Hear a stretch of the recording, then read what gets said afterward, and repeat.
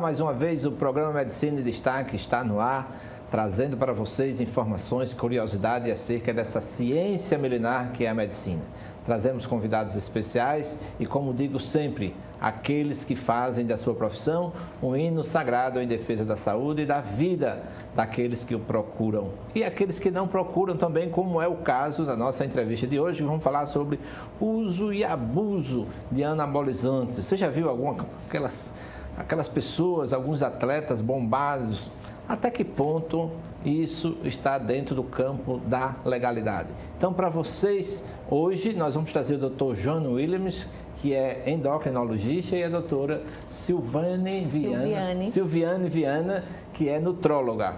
Então, aos dois a gente agradece por estar aqui no nosso programa e a gente começa primeiro pelas mulheres, né? Doutora Silviane, nutróloga, qual o caminho percorrido por uma nutróloga para chegar a poder anunciar assim, sou nutróloga? Sim, então boa tarde, Gerson, é um prazer estar aqui com você. A formação da nutrologia, do médico nutrólogo, ele tem, primeiro concluir a graduação, depois existem formas que já entram direto da faculdade, quando termina a faculdade, para fazer uma especialização e depois uma prova de título de especialidade. Mas também tem a residência em nutrologia. Então, os grandes centros, nós temos em Ribeirão Preto, no HC de São Paulo, no HC de Ribeirão, no Rio de Janeiro, em Belo Horizonte, em vários serviços que têm a formação do médico nutrólogo.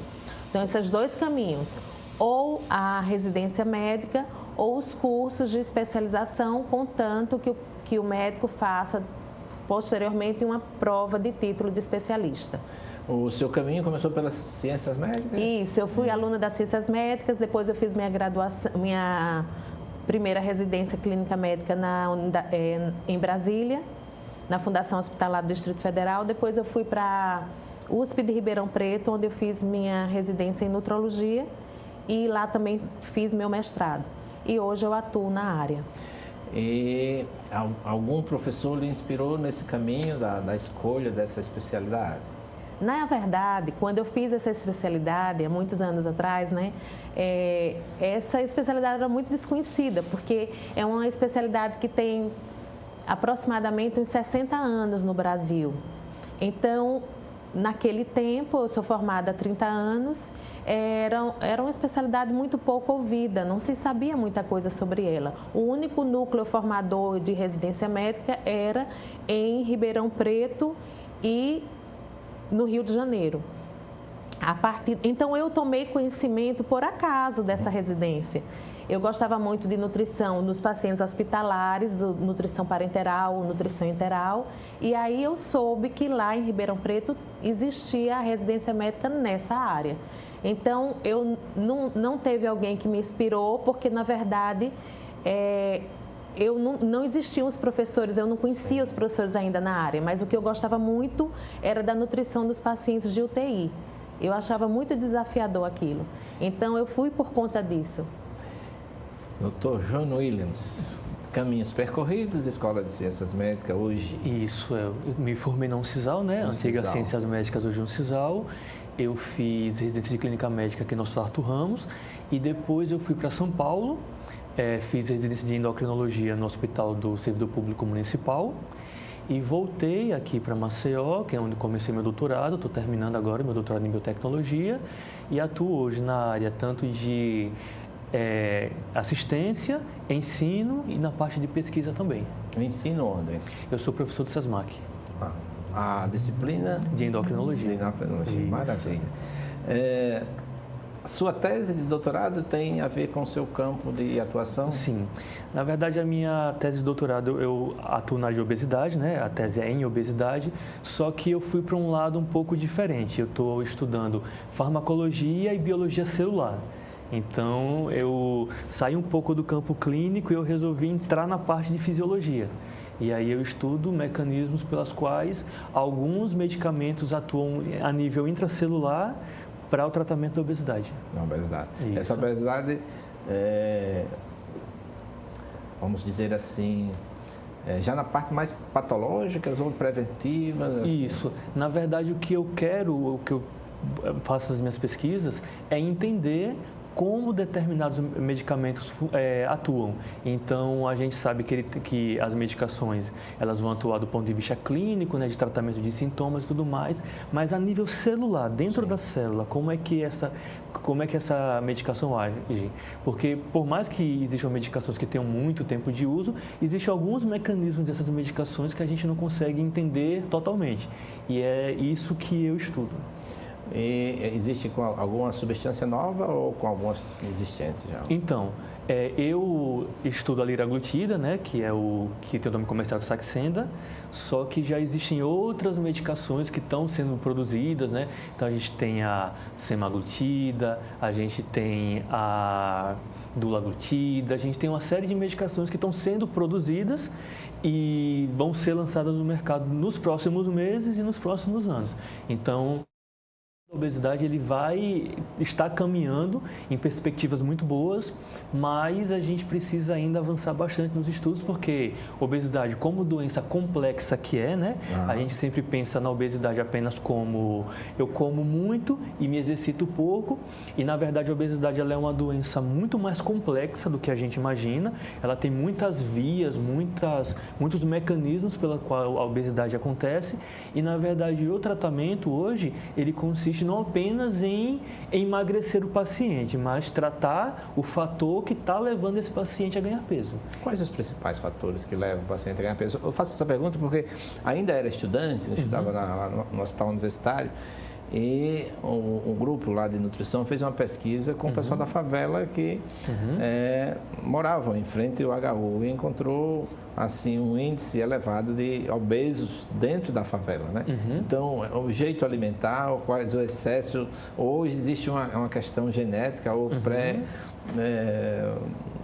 alguns outros mecanismos prévios. Então, na verdade, sim, existem vários mecanismos, né? Se a gente pega o mapa do metabolismo da obesidade, a gente vê que existem vários caminhos que o paciente vai seguir até se tornar uma pessoa com obesidade. E aí a gente tem fatores genéticos, então, por exemplo, hoje a gente sabe que o que a minha avó comeu, ela pode ter interferência na minha expressão genética hoje. Então, o que a gente come hoje, a gente passa por um processo de epigenética e essa informação, ela vai sendo transmitida aos nossos descendentes até 3 gerações. Então a genética contribui, mas hoje a gente vive num ambiente onde a gente tem uma oferta de alimentos industrializados muito grande, que a gente chama de calorias vazias, né? Como a gente estava conversando. Então você tem, em pequena quantidade, uma densidade calórica muito grande. Então isso também vai levando o paciente a ganhar peso. Isso também vai levando a alterações na expressão desses genes, causado por o tanto de substâncias que tem dentro desses alimentos, né, para conservar, para dar sabor, para dar cor. Então, é muita substância, muita coisa ultraprocessada sendo colocada ali, e que isso vai causando alterações também que vão sendo transmitidas nas gerações. O nosso ambiente hoje é um ambiente muito estressante, né? A gente tem muitas demandas, muita correria, muita coisa, e aí às vezes você não tem tempo de comer direito. A própria ansiedade te leva a comer como um mecanismo de compensação. Então às vezes você tem um dia estressante, um dia corrido, você brigou com alguém, teve algum tipo de estresse, e a comida vem como uma compensação. Certo. Então se você tem esse estresse todos os dias você vai levar aquele alimento como uma compensação. E aí também você tem um aumento do peso. E também tem as formas genéticas puras, né, que tem obesidade desde a infância, uma série de outras coisas também, o sedentarismo, né? A gente hoje trabalha muito, se exercita pouco, e isso vai levando também a gente a desenvolver um quadro de obesidade. Vamos falar sobre essa alimentação vazia que você chama? Isso. Eu tinha um professor, que é professor de filosofia do direito, ele falava sobre e você se alimentar com pipocas, essas pipocas, não vou dizer comercial de pipoca, mas assim, é a mesma coisa de que você ir para uma sala de aula e ficar filando na prova, nos alimentarmos com isso, ao invés de nos alimentarmos através dos estudos. A doutora Silviane, a pergunta é a seguinte: qual o campo de atuação da nutrologia, não é? E qual o seu papel preponderante na questão dessa alimentação vazia, que a gente chama? Calorias vazias. As calorias vazias. Fazendo um gancho no que o Johnny explicou, hoje a gente trabalha com um conceito que é de desobesidade, que é a desnutrição na obesidade. Então, é meio paradoxal você pensar que um obeso, ele está desnutrido. Só que, antigamente, a gente considerava o parâmetro de desnutrição apenas pelo peso corporal. E hoje, o termo desnutrição, ele se relaciona a desequilíbrio de nutrientes, desequilíbrio de micronutrientes. Então, por exemplo, se o paciente ele é obeso, mas ele tem níveis de micronutrientes baixos, de zinco, de cálcio, de vitaminas, então a gente pode, proteínas, que é um macronutriente, nós podemos configurar que ele é um paciente obeso com desnutrição.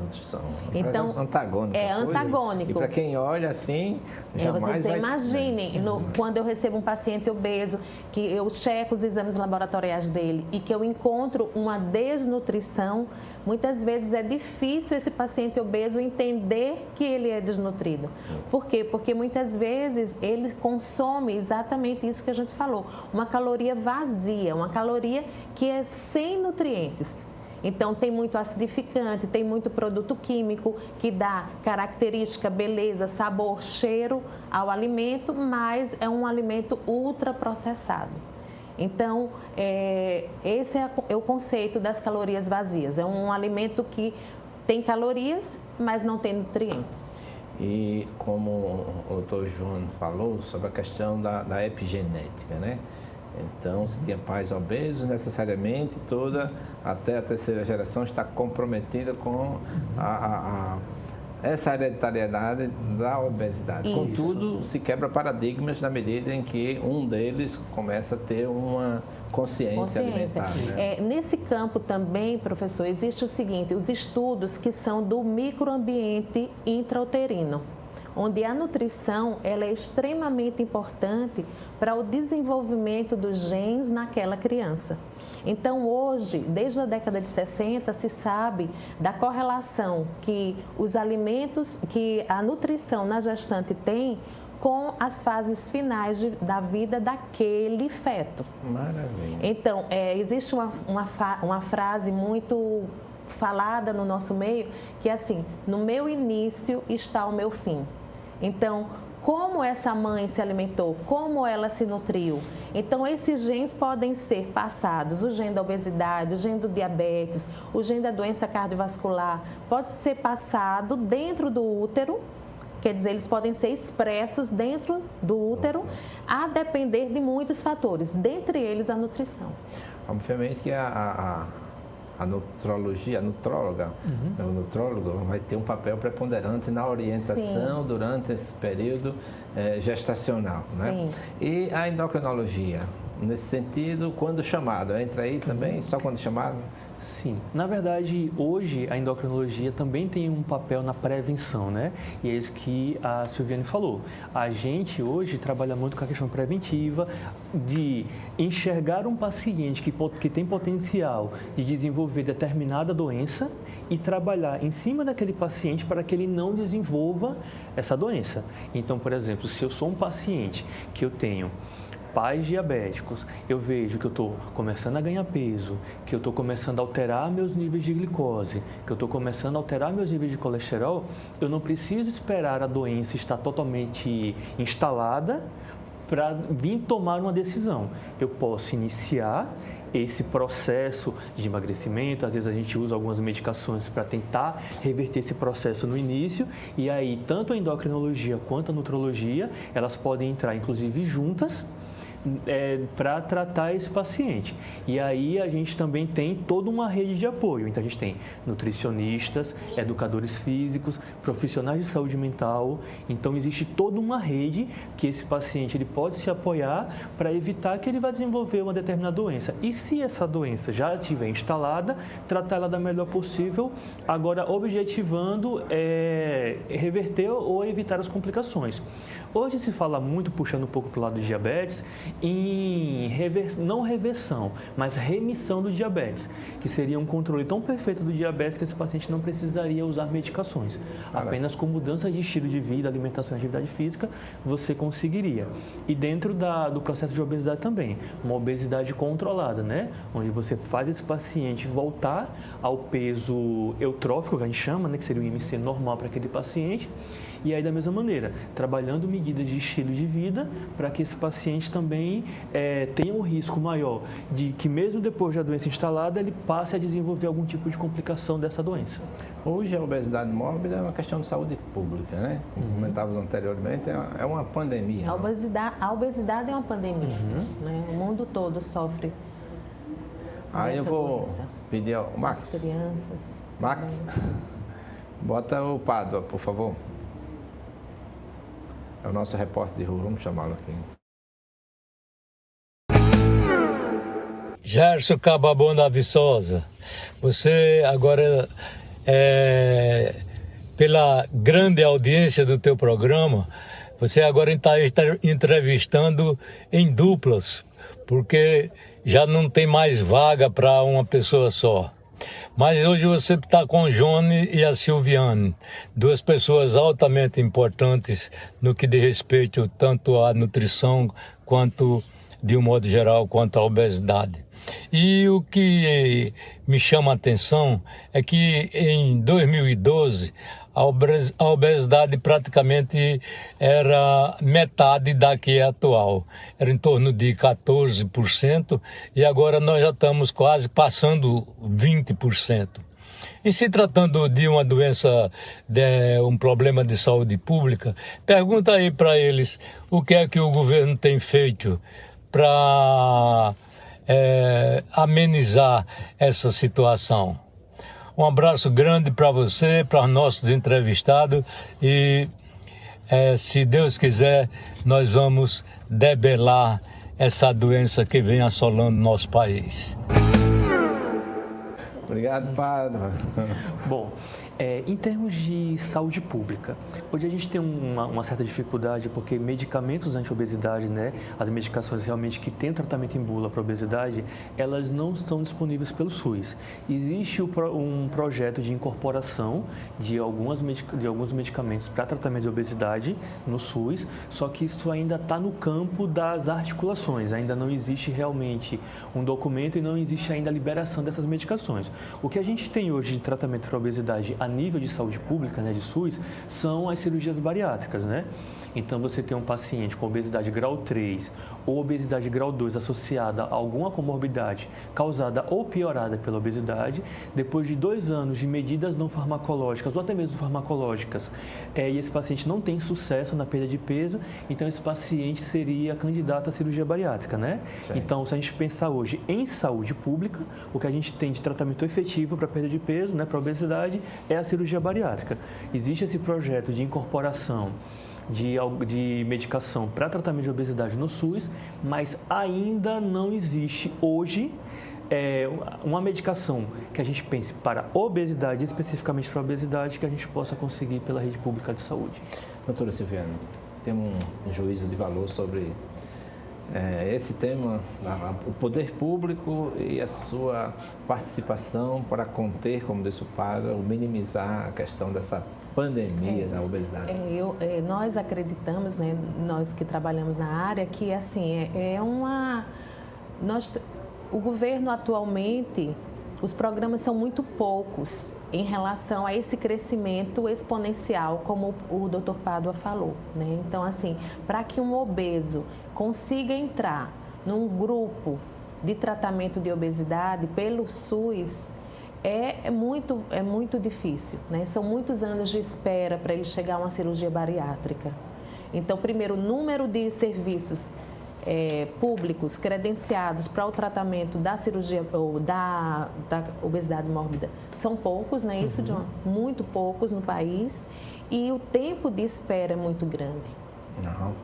Muito bem. Então a gente espera também, como diz, que possamos ter programas do Estado, né, mais eficazes. Esse olhar, né, especial para essa ambulatórios, alguns são oferecidos, né? Ambulatório de nutrição. Isso. A gente tem alguns ambulatórios, né, em universidades, em alguns outros locais que a gente consegue iniciar o tratamento da questão da obesidade. Qual é o nosso problema? Como doença complexa que a obesidade ela precisa de uma rede maior de proteção. Então, muitas vezes, você tem o paciente que está com obesidade, ele passa no endocrinologista, mas ele não consegue passar com o nutricionista, não consegue passar com o psicólogo. Então, o tratamento, ele fica deficitário. Então, você não consegue abraçar todas as necessidades daquele paciente. E aí você muito bem está tratando de um lado, mas do outro está deficiente. E aí, como você precisa de um tratamento multidisciplinar para tratar essa patologia, você precisa realmente que esse paciente, o idealmente é que na mesma visita ao serviço de saúde, ele conseguisse passar no endocrinologista, no psicólogo, no nutricionista, no educador físico, se fosse o caso, mas a gente ainda carece de um centro específico para isso. Então, aquele paciente está com obesidade, ele vai naquele lugar e ele sabe que aquele lugar ele vai conseguir toda essa rede de apoio. Necessitamos de mais políticas públicas porque a obesidade, muitas vezes, ela é a gênese de várias outras doenças. Então, hipertensão, diabetes, dislipidemia, AVC, infarto, tudo isso pode ter a obesidade como causa base. Então, se a gente está aqui nessa base fazendo um tratamento adequado para esse paciente, a gente inclusive vai ter uma economia muito grande no serviço de saúde terciário, porque a gente vai evitar essas complicações. Então, às vezes falta essa preocupação política, né? Exatamente. No sentido de ter um olhar mais preventivo. Atualmente, eu acho que em termos de tratamento de obesidade mórbida, só temos aqui o HU, que é na esfera federal, né? Isso, e tem um hospital em Coruripe também que faz cirurgias bariátricas. Eu não sei se existe no Pilar, eu estive agora fazendo uma visita lá, mas eu encontrei um centro de referência para mulheres. Eu fiquei encantado, né? Como é que o setor público, né, cria um centro daquele de todas as atividades, todos os perfis para mulheres, principalmente as mulheres vitimizadas, né? É interessante porque eu procurei uma falha, né, para mostrar, eu fiquei aqui o convite para até falar com o doutor Renato, para mostrar, ir lá, a nossa equipe ir lá mostrar todo esse serviço, né, desde assistência pluridisciplinar, né, onde entra psicólogo, assistente social, médico, também as prevenções de doenças, né, tipo câncer de mama. E eles chamam, eles vão na casa mesmo da... Interessante, maravilha. Isso aí mostra como funciona quando há o querer, né, dos gestores, né? Então, quando há o querer. Então, espero que isso também chegue muito na esfera do tratamento da obesidade. Da obesidade também, em vários campos. Nós estamos aqui com a carta, com um expediente encaminhado por um grupo, são signatários desse grupo, o presidente da Sociedade Brasileira de Medicina do Esporte, Dr. Ivan Pacheco, Dr. André Araújo, presidente do Conselho Administrativo da Sociedade Brasileira de Cardiologia, Dr. Alfredo Félix, presidente da Sociedade Brasileira de Urologia, Dr. Augusto Carvalho Miranda, presidente da Sociedade Brasileira de Endocrinologia e Metabologia, Dr. Augusto Lopes da Silva, presidente da Federação Brasileira das Associações de Ginecologia e Obstetrícia, professor Sérgio, presidente da Associação Brasileira de Gastroenterologia, que juntos assinam essa carta ao Dr. José Irã Galo, que é presidente do Conselho Federal de Medicina, onde eles pleiteiam um papel, né, do Conselho Federal de Medicina, no sentido de coibir, né, o uso de esteroides anabolizantes e principalmente para fins estéticos de performance. Também, como muitas vezes tem profissionais médicos e não médicos, né? Mas quanto aos médicos, seria um anúncio de patrocínios, comércios, né? Jovens médicos que saem no afã de locar, de ter um lugar melhor, né, no sucesso da sua profissão. A percepção da impunidade para aqueles que não são médicos, no entanto, prescrevem também. A normatização e legalidade devem assumir, principalmente no que diz respeito ao artigo 14 do Código de Ética Médica, onde o médico tem, é vedado a ele de praticar, indicar ou induzir, mas geralmente nas prescrições, né? atos médicos que não são reconhecidos. Não é? As graves consequências com relação, e aí vocês vão falar em todos desses itens, do uso indiscriminado desses anabolizantes, as questões das residências, das pós-graduações nesse sentido, e o principal, qual é o papel da missão da medicina. A medicina existe não para os sãos, mas existe para os doentes. E pode até contribuir na manutenção ou na prevenção de certas doenças, mas não direcionados para que aqueles que já estão com saúde consigam ser um super-herói, né? Que nunca vai ser esse super-herói. E o anti-aging, que é a questão do envelhecimento, esteroides, código de ética médica, a questão da autonomia, e é uma carta assim, muito abrangente e, abre aspas no final, o Conselho Federal de Medicina não abrirá mão do seu papel balizador na prática da medicina e da defesa da saúde da população brasileira, podendo contar com isso, com o apoio incondicional das sociedades signatárias desse documento. Como é que vocês veem? Inicialmente, vamos falar tecnicamente do anabolizante. Qual o papel do anabolizante, quais suas indicações, e um dos dois também poderá falar sobre as consequências do uso indiscriminado dessas substâncias. Jóia. A gente está vivendo realmente um grande problema com essa questão dessa busca incessante pelo corpo perfeito, muito motivado também pelas redes sociais, e isso tem gerado uma prescrição indiscriminada, uso e abuso de anabolizantes. E aí eu pego primeiro um gancho. Testosterona, que seria o mais utilizado. A testosterona, ela tem as indicações dela na medicina. Então, se você tem um paciente do sexo masculino que tem uma baixa de testosterona por uma causa patológica irreversível, você pode sim tratar aquele paciente com testosterona em doses pré-determinadas por estudos validados. Isso é um ponto. Então, a testosterona ela pode ser usada desde que o paciente tenha um déficit comprovado por exames e que isso possa trazer alguma consequência de saúde para esse paciente. Comprovado clinicamente. Comprovado clinicamente. E existe aquelas pessoas que usam doses suprafisiológicas, ou seja, doses acima das recomendadas e que não têm uma deficiência em busca de estética.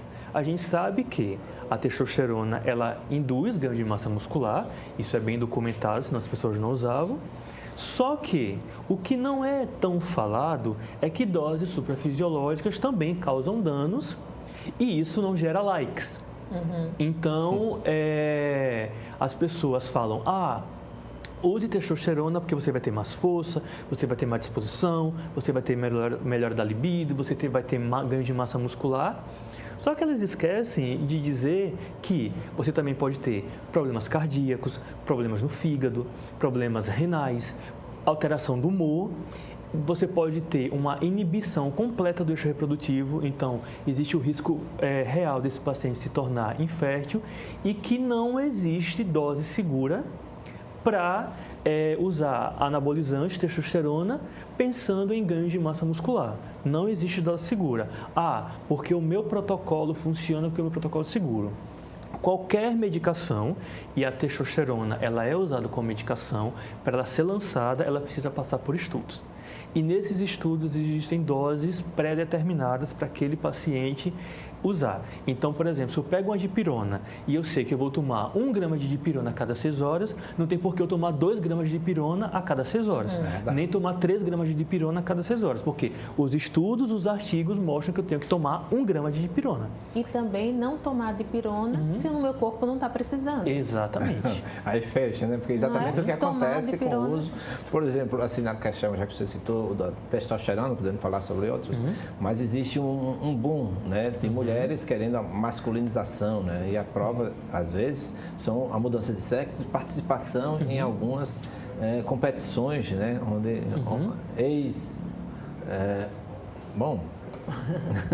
as mulheres buscam esse uso indiscriminado, tanto a masculinização quanto a feminilização também em suas participações esportivas, né?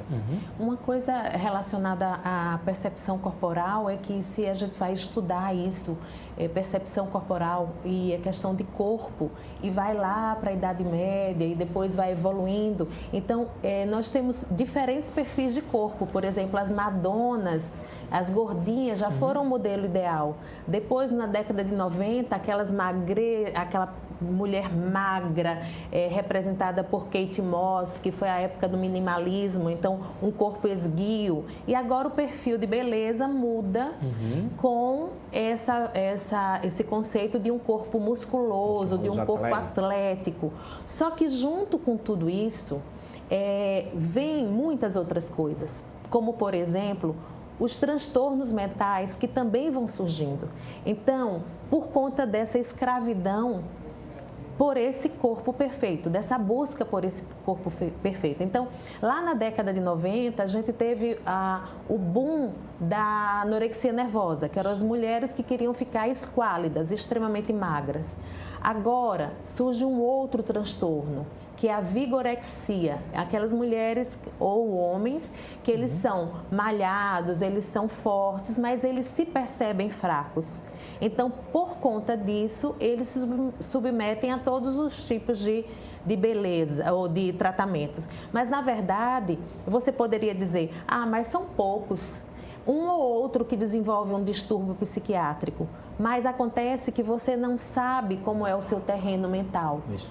Então, quando você começa nessa busca incessante e para minha tristeza, eu estou sabendo de academias aqui em Maceió que elas só aceitam, as academias não, alguns personagens só aceitam pessoas que usam hormônio.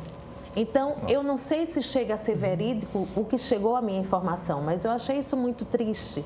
E também pessoas que chegam já no consultório com transtornos de ansiedade, com quadros psiquiátricos mesmo, por conta de toda aquela angústia que muitas vezes o corpo da pessoa, cada um, nós somos diferentes. Então, aquele corpo muitas vezes não consegue chegar naquele padrão de beleza que hoje, pela internet, né, você consegue fazer uma disseminação dessa ideia. Né? Então, sites na internet, Instagram, pessoas que prometem o que de fato não podem fazer. Não podem fazê-lo. Existe aquela máxima, com a sua permissão, de pessoas que ficam... Essa ansiedade, essa alteração psíquica, porque você sai de si buscando ser o outro. Isso. E não consegue ser o outro e deixa de ser a si próprio, né? Isso. Deixa de ser si mesmo. E aí, então, esse aspecto vai influenciar, assim, mentalmente. Isso, essa massificação das redes, onde você vê uma foto do Instagram e você busca aquele ideal de vida, sendo que, na verdade, a sua vida, os seus hábitos, as suas coisas são totalmente diferentes daquela pessoa, porque aquela pessoa vive para aquilo, né? Então, se é um blogueiro, uma pessoa que está ali na internet e que trabalha com a internet, ela pode passar a manhã, a tarde, a noite toda ali da academia. Mas uma pessoa, uma mulher, um homem que trabalha, que precisa pagar suas contas, que não tem o tempo para estar fazendo aquele cuidado do corpo, essa pessoa, ela vê aquele ideal tão distante dele e ela não consegue chegar naquilo, e aí ela começa a desenvolver transtornos e ela vai se submeter a qualquer coisa que profissionais bem intencionados ou não, e na maioria das vezes não bem intencionados, que vão oferecer de tudo para essas pessoas na busca, não, você quer isso aqui, eu vou te dar, e aí cobram valores que às vezes ultrapassam qualquer limite e te dão opções e terapias e coisas que muitas vezes pode te colocar a tua saúde em risco, oferecendo uma coisa de saúde, longevidade e performance. Mas você não pode falar em longevidade se você está usando produtos que podem encurtar a vida de uma pessoa, já que tem muito jovem morrendo pelo uso de anabolizantes. E nessa propaganda não conta nenhum fato, mas assim, os fatos que acontecem, que chegam, as denúncias que chegam no CRM, dessas propagandas, né, a CODAME, nós temos no Conselho, em todos os conselhos regionais, nós temos a CODAME, que é um órgão exatamente que trata e que vai em busca. Muitas vezes chamam essas pessoas para um termo de ajuste de conduta e na reincidência aí sim há um aperto, porque o papel principal no cuidado, né? Que é isso, o papel da medicina, do exercício da medicina, o cuidado com a sociedade, né? É exatamente conter estes abusos. E não é distante de a gente ver alguns desses blogueiros, às vezes são chamados e às vezes punidos, não é isso?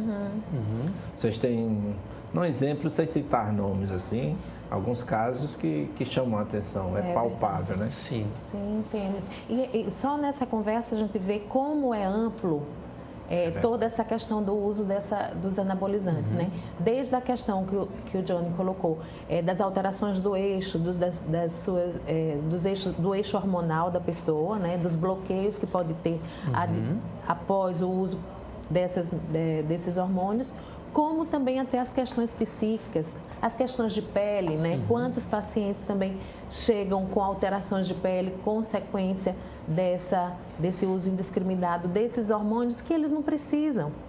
Então, assim, é muito importante. Reposição hormonal é importante, sim, e é válida, e é cientificamente comprovada, e tem sua eficácia para quem precisa. Quando verdadeiramente indicado. Quando verdadeiramente né? indicado. Por um profissional que antes, dizemos a todos, nosso programa também tem esse papel, desculpa, de anunciar e denunciar, né? Anunciar a medicina, né? No seu exercício pleno de atividades com profissionais que a gente traz aqui, mas também denunciar certas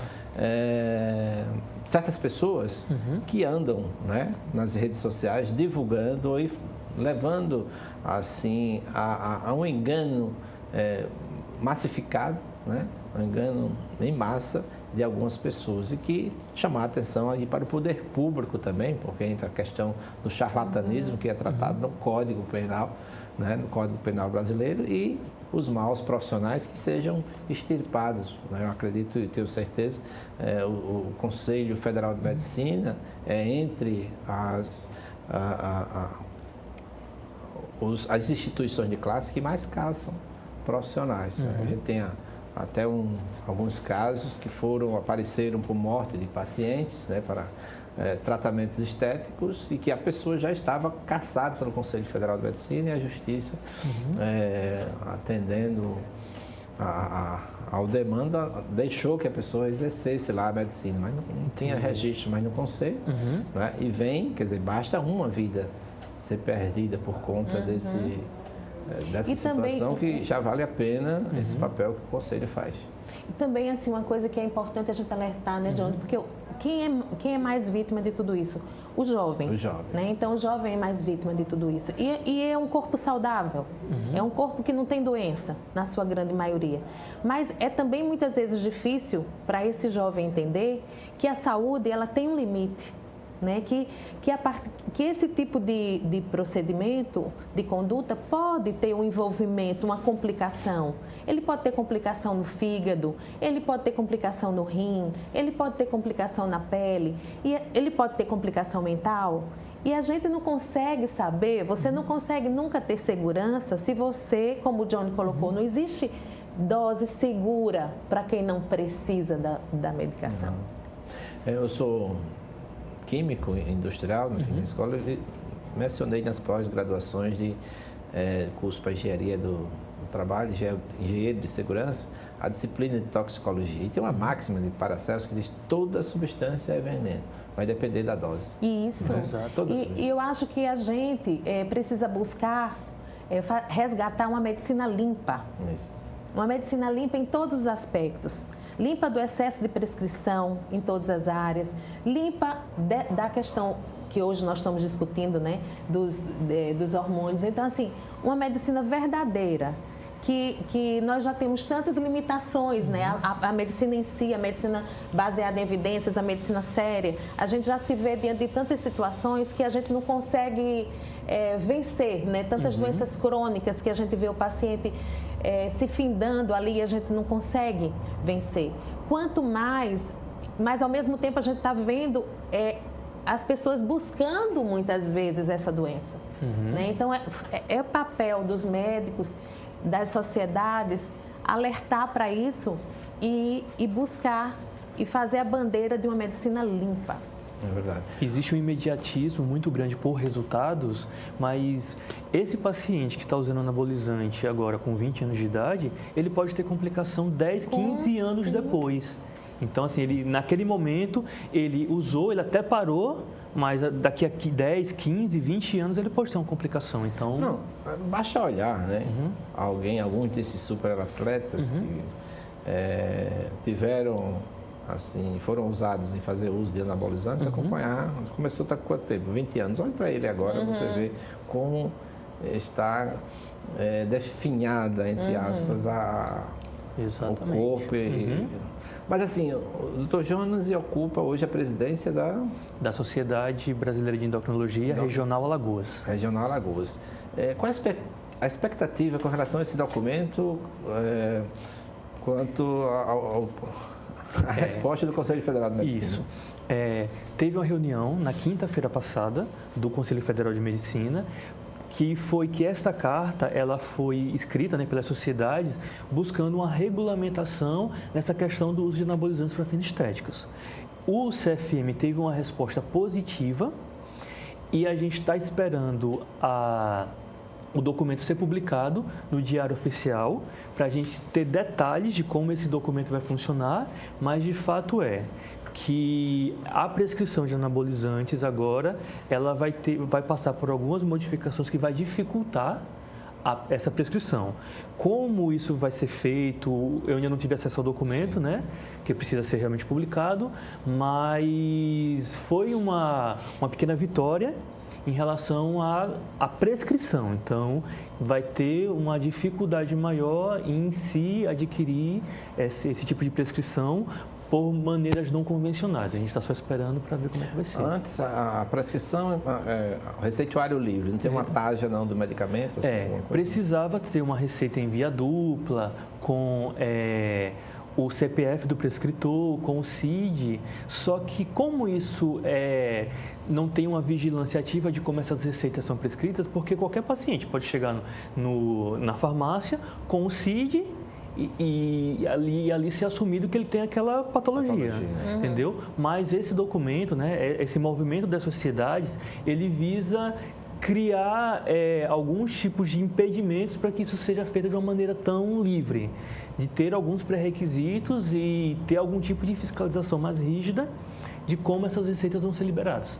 E aí dificultar realmente a prática desse abuso, desses anabolizantes. E esse abuso tem aumentado também com a medicina online, né? As consultas online, onde as pessoas você não sabe nem quem onde está, procura essas... E às vezes o plano de saúde autoriza também, né, essas consultas. Mas uma das coisas que eu acho que também tem que ser ressaltado aí é que uma grande parte desses usuários, desses hormônios, ele não busca a farmácia. Ele está no câmbio negro. Esse é o grande problema. Né? Eu acho que talvez o maior dele. Porque muito bem a gente vai conseguir coibir a má prática médica, mas ainda tem o mercado negro ali agindo por trás. E quando um personal exige que o seu cliente, né, procure e faça uso, certamente estará ele próprio vendendo, repassando esses medicamentos de forma ilícita. É verdade. É possível. Não é possível. Porque por que interesse teria de um personal estar exigindo esse uso, né? Ser um pré-requisito para a participação na sua academia? Não é algo estranho, não? Porque, na verdade, se é um medicamento que é por prescrição médica, a não ser que ele dissesse, eu admito sim você, mas desde que você me traga um perfil pelo endocrinologista, pelo nutrólogo, da necessidade desses medicamentos. Aí seria um lado mais correto dessas circunstâncias. Esses usos de anabolizantes afetam também a nutrologia no que diz respeito à hiperbulimia ou quer comer muito para ter aquele corpo atlético? Na verdade, assim, porque o que a gente vê hoje é que nem todas as pessoas que usam os anabolizantes, eles têm um corpo tão delineado assim, né? Porque o anabolizante, ele dá uma certa euforia no paciente, que muitas vezes na pessoa, ele tem uma percepção que o corpo dele está muito bom, mas na verdade ele tem erros alimentares grotescos, sabe? Então, assim, usar o anabolizante nem sempre significa dizer que o paciente a pessoa está tendo uma alimentação correta. Eu acho que tem 2 grupos aí. Sim. Tem aquele grupo que usa o anabolizante e ele é muito certo na alimentação, ele é muito rigoroso com a alimentação, mas tem aquele grupo que ele faz o uso do anabolizante um cabide, ele usa o anabolizante, mas ele não está focado na alimentação. Então, acho que tem esses 2 grupos aí. E o que é que diz a endocrinologia para a prevenção, né? Que pudesse falar assim para os nossos telespectadores, né? Que caminho? Maria é jovem, você é jovem, né? Que caminho deveria não usar? Seguir, não usar. Sendo bem direto e seco assim, não usar. Não entra nesse caminho. Porque por mais que existam promessas e não, porque comigo é seguro, porque o meu protocolo funciona, não existe. Não tem nenhum documento oficial de nenhuma sociedade médica que endosse a prática de anabolizantes para fins estéticos. Nenhum. Esse documento não existe e usar, a gente fala, né? É uma infração ética, porque, de acordo com o artigo 14 do Código de Ética Médica, você não pode fazer ou indicar nenhum tipo de procedimento que não seja validado pelas sociedades médicas. Então, aí você já estaria ferindo o Código de Ética Médica por causa disso, já que não existe. Até o próprio consenso de hipogonadismo fala que você tem um limite de, quando você faz a reposição para quem precisa, você tem um limite até onde você pode chegar. Se você ultrapassa aquele limite, você tem que reduzir a dose ou aumentar o intervalo de aplicação, porque você pode trazer danos para esse paciente, né? E danos imediatos, como por exemplo, principalmente alteração de coagulação. Então esse paciente tem um risco maior de ter trombose, por exemplo. E o que a gente de vez em quando tem, algum atleta, né, teve morte súbita e assim por diante. Esse contexto, doutora Silviane, quando começa esse uso indiscriminado de anabolizante, tem um contexto histórico? Qual foi o país assim, que começou? Existe alguma referência assim, em algumas Olimpíadas? Não, né? Então, o primeiro relato de anabolizantes, eu acho que foi para um atleta do leste europeu, eu não tenho certeza se foi Rússia, que foi o primeiro relato de anabolizantes.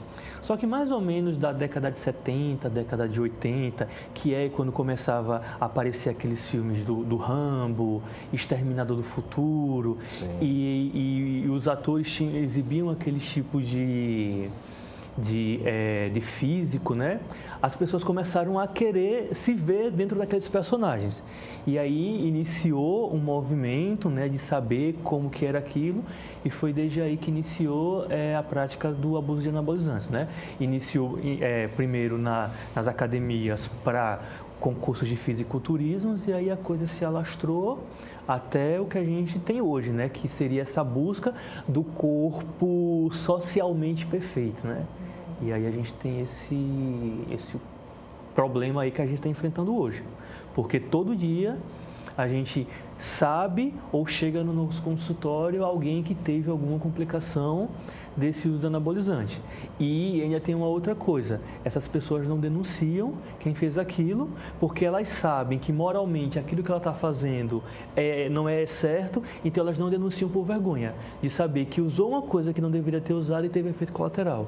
E aí você fala assim, tá, mas o que é que você fez? Se foi no CRM fazer alguma coisa? Não, eu prefiro deixar quieto, só quero que trate o meu problema. Mas é que o Conselho Regional de Medicina, né? Você pode comparecer lá e fazer essa denúncia, existe. Né? Às vezes as pessoas dizem, não, que o Conselho existe, mas não pune. Às vezes, do lado do médico, só pune o médico, vai punir quem, se não for?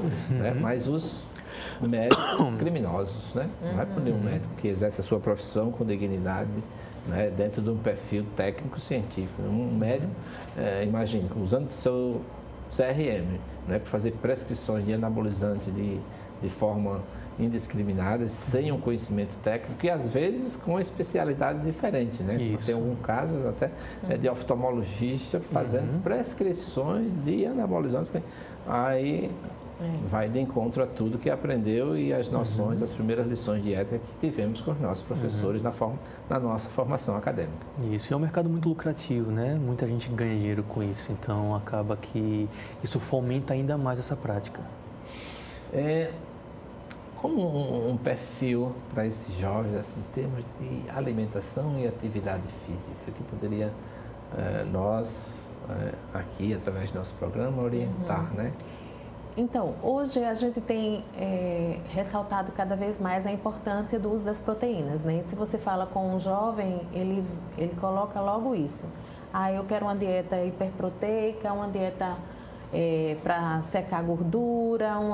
Na verdade, o que a Organização Mundial de Saúde preconiza é o consumo adequado dos grupos alimentares, né? Das frutas, dos legumes, do carboidrato também, da proteína.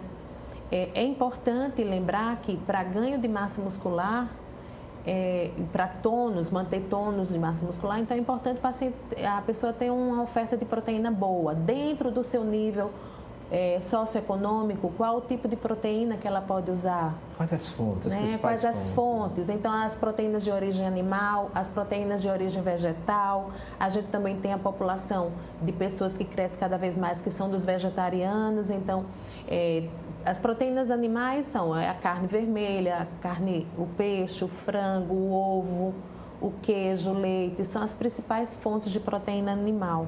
E as proteínas vegetais, então nós temos a lentilha, temos o grão de bico, temos a soja, que é uma excelente proteína vegetal, boa e barata. Então, assim, seria usar mais essas proteínas, esses alimentos que a gente prepara em casa, que a gente prepara na cozinha, né? Como diz assim, desembalar mais e descascar mais e desembalar menos, né? E mais à feira e menos ao supermercado. Então, assim, esse contexto de uma alimentação saudável, equilibrada, sem excessos de fritura, sem excesso de gordura. É proibida, eu não como óleo de jeito nenhum. Não, mas o organismo também precisa de gordura, de gordura boa. A gente precisa saber usar, né? Mas evitar na prática as frituras, os salgadinhos, tudo que é muito industrializado.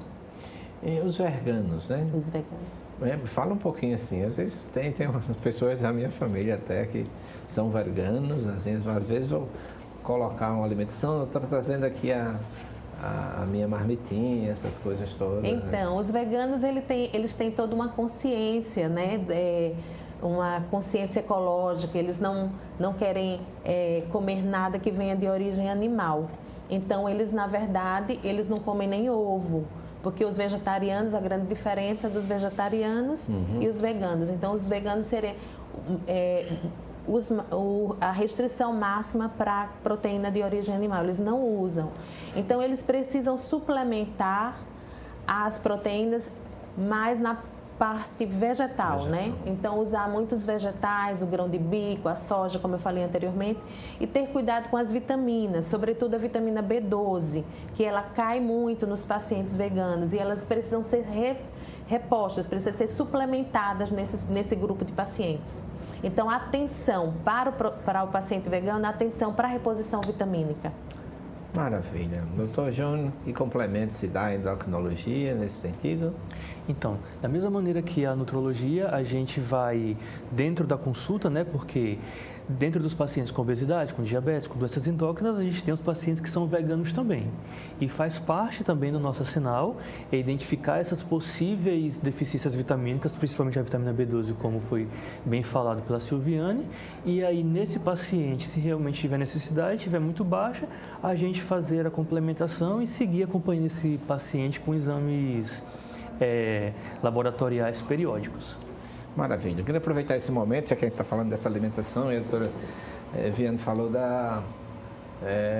eu achei interessante, de alimentos mais descascados do que embalados, né? Então, por falar, nós temos patrocinador desse programa, né, da Ultraplast, tem marmitas, copos descartáveis, pratos, talheres, essas extraordinárias. Então você prepara o seu alimento descascado e coloca num recipiente como este. Vai à feira, compra seu alimento, cozinha lá. E onde vai embalar? Dentro dos produtos da Ultraplast, tá certo? Vou pedir, Max, por favor, coloca um vídeo aí, que isso é um momento Sobrames, né? O presidente da Sociedade Brasileira de Médicos e Escritores Seccional de Alagoas. Nós tivemos na última quarta-feira, né? Nós tivemos, aliás, segunda-feira agora, nós tivemos Vida e Obra do professor Zé Medeiros. E num discurso, depois nos outros programas a gente vai apresentar paulatinamente, mas só um pequeno instante daquele momento através do professor Mário Jucá. José Medeiros, cuja mãe era Dona Luísa, ele falava com muito carinho da Dona Luísa e contava algumas das desobediências que fazia. Percebia-se claramente na fala de José Medeiros uma cumplicidade emblemática. E eu coloquei aqui também uma cumplicidade telepática. Por que telepática? Às vezes tem acerto, mas me perdoe que eu fui até as 4 horas da manhã preparando essa apresentação e às vezes algum deslize sempre ocorre. Titular de odontologia, professora titular de medicina legal da Baiana e da Federal, professora titular da Baiana e da Federal de odontologia, de medicina legal. Eu nunca tinha visto numa pessoa só, uma pessoa ser tantos professores titulares, que eu sonhei a minha vida toda e só vim realizar em 2019. Eu tenho o meu memorial de 2004, 20 anos atrás, que eu já queria ser titular, mas depois eu tenho a resposta disso. Professora Maria Tereza disse: Mário, eu preciso visitar Medeiros Neto. Eu disse: eu levo a senhora lá no Instituto Histórico. Assim que a senhora chegar, me ligue que eu vou. Levei. E ela disse: Medeiros Neto é uma coisa, aquele homem é muito importante para eu ter essa conversa com ele. Esse foi um momento em que falava sobre Zé Medeiros, mas também de uma pessoa muito importante no ínter e na vida, que é a professora Maria Tereza Pacheco. Eu aproveitei esse momento porque a professora Maria Tereza Pacheco também foi nosso referencial em medicina legal. Minha vida como médico legista, né, se deve a 2 grandes professores, o professor Genival Veloso e a professora Maria Tereza Pacheco. Foi um momento assim muito bom. A gente convida vocês para a próxima reunião, já em abril, acho que é dia 3 março? Não, 3 de abril. Aí está em maio, né? Maio. Dia 3 de maio também. Não sei se vai ser mais no Instituto de Olhos de Maceió, porque mudou de direção lá. Será na outra semana. E um outro momento também, para mim, eu queria prestar uma homenagem aos viçosenses, sou natural de Viçosa, foi o lançamento do livro Sem Causos, né? Uma comissão lá se reuniu e houve um lançamento de um livro Sem Causos, cada um escreveu, eu também escrevi onde contava a história do bar de minha mãe. Que legal! E do meu pai, e foi uma das primeiras lições de ética. O pessoal chegava às 4 horas da manhã, e querendo beber, aí meu pai vinha, abria, deixava lá, eles iam bebendo, no outro dia ele contava o que eles tinham consumido. Veja aí, esse momento da solenidade lá, o hino nacional, o hino de Viçosa, né?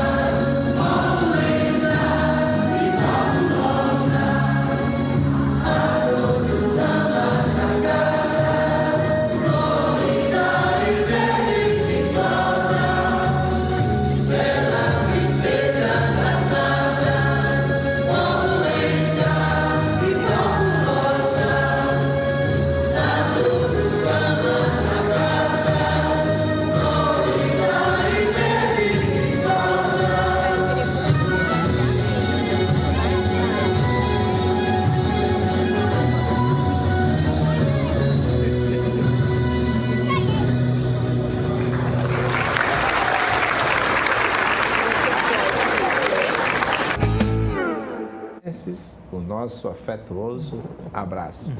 Doutora Silviane, agradecemos bastante, né, a sua pessoa por estar aqui, por trazer tantos conhecimentos, uma preocupação salutar, não é? Que é essa questão dessa pandemia, não é? Do uso de anabolizantes. Inicialmente nós falamos da obesidade, mas o que preocupa bastante, não é? Porque a obesidade pode vir até por acaso, mas anabolizante há o que a gente chama no direito, há uma iniciativa, né, para o delito dessa prescrição, né? Há um motivo, há um ânimos para essa prescrição. Assim, também o doutor John, Isso. tá certo? Os seus conhecimentos, né? Êxito na sua tese, já está em conclusão. Já está em conclusão. Maravilha. E deixo esses instantes finais para as considerações. Eu queria agradecer bastante o convite, né? Eu acho que esse espaço foi muito importante para a gente poder debater sobre um tema que realmente está se tornando um problema de saúde pública e que a gente realmente precisa combater, porque pessoas estão adoecendo e pessoas estão morrendo por causa disso e tem se falado pouco sobre isso. Agora que realmente as sociedades se reuniram e resolveram fazer uma frente contra isso, porque infelizmente está algo assustador. E realmente agradecer porque de nos ter dado esse espaço para falar sobre isso. Maravilha, doutora Silviane. Finalizar, né, deixando essa mensagem do cuidado com a saúde, né, de buscar profissionais sérios, profissionais que tenham a qualificação adequada, né, e isso pode ser feito buscando os conselhos, fazendo pesquisa no conselho para ver se esse profissional tem o título de especialista mesmo, ele tem o RQE, que é o registro de especialidade e qualificação, e também alertar para levantar essa bandeira, né, da medicina limpa. Então, queira uma medicina limpa para você. Maravilha. E agradecemos também a você, telespectador, que esteve aqui conosco, ao lado da doutora Silviane Viana e doutor John Williams, endocrinologista e nutrólogo. E fiquem certos que na próxima semana nós estaremos aqui de volta, ao lado também da Ultraplast, que patrocina nosso programa com muito carinho. Forte abraço, que Deus nos abençoe e até o próximo programa. Muito obrigado a vocês.